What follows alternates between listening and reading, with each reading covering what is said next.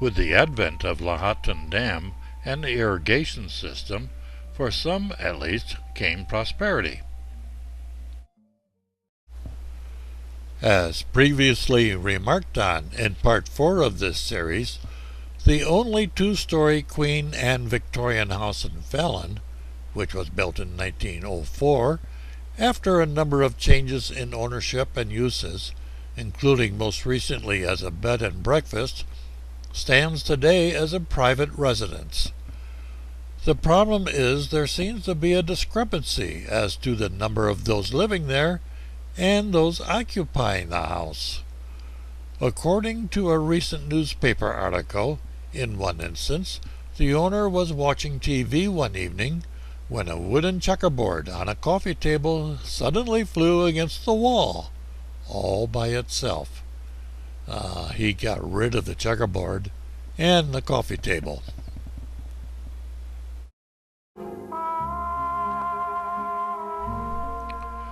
Welcome to our parlor, one of several exhibits depicting life of the Adobe and Victorian eras in the museum. In the period of the Victorian style, 1865 to 1919, entertainment in the home was active, not passive like today. You wanted music, you provided your own, such as on this pump organ from New York. On the other hand, there were conveniences not found in today's homes. Obviously, not all lived in the Victorian style. Adobe, man's oldest building material.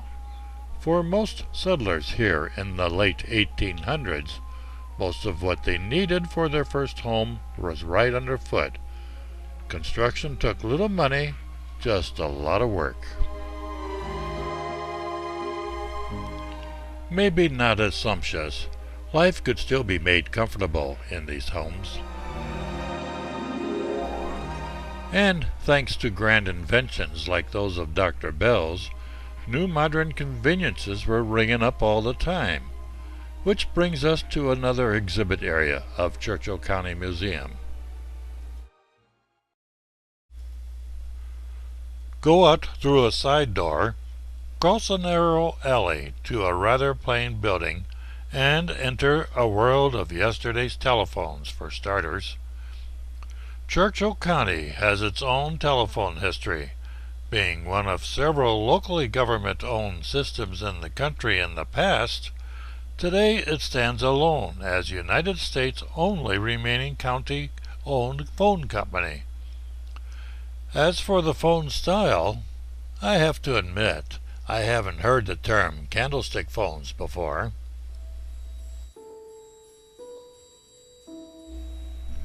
In 1904, Lizzie and Margaret were hired as the first female operators of the fledgling phone company at the wonderful salary of $35 a month. After 2 years, they were bumped up to $50. You might say the age of woman's lib may have started earlier than you realized. You would ring up the operator, ask to be connected to Dr. Gamble, and she would plug you in. Of course, with being on a party line, there wasn't such a thing as privacy. Everybody listened in to get the latest scoop on your ills, to the point of so many people being on, the switchboard heat coils would have a tendency to burn up. But the price was right.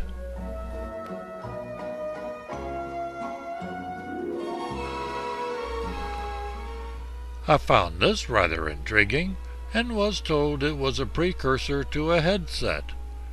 How would you like this thing hanging around your neck? So the local telephone company brought people in contact with each other and with the businesses of the area, which brings us to another exhibit in the building across the alley. Sort of a transition between the old and the new. The blacksmith shop evolving into the local garage. We fix all models. Just give us a call.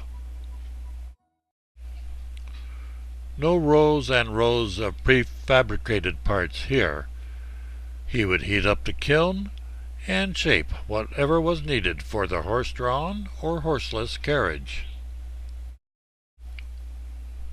Of course, if you owned one of the horseless type, you still had to feed that horsepower under the hood. So, at a price, he would fill up the tank from the pump outside the shop, and clean the windshield and check the oil and the tires. And that price? Oh yeah.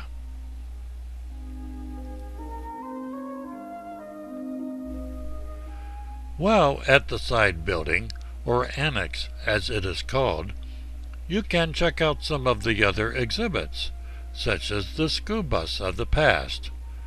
So don't always believe what your granddaddy tells you about walking 10 miles to school every day in all weather. Not that riding the bus in those days was one of great comfort and style, but it got you there, or at least most of the time. Then the schools of the day may not have been designed for comfort either. We are now back in the main building, that is, of the museum. They were designed to impart the 3 R's in no uncertain terms. To qualify as a standard rural school, the schools were constructed to specific standards, and you needed what was called a normal school, that is, above 8th grade teacher training, to teach there.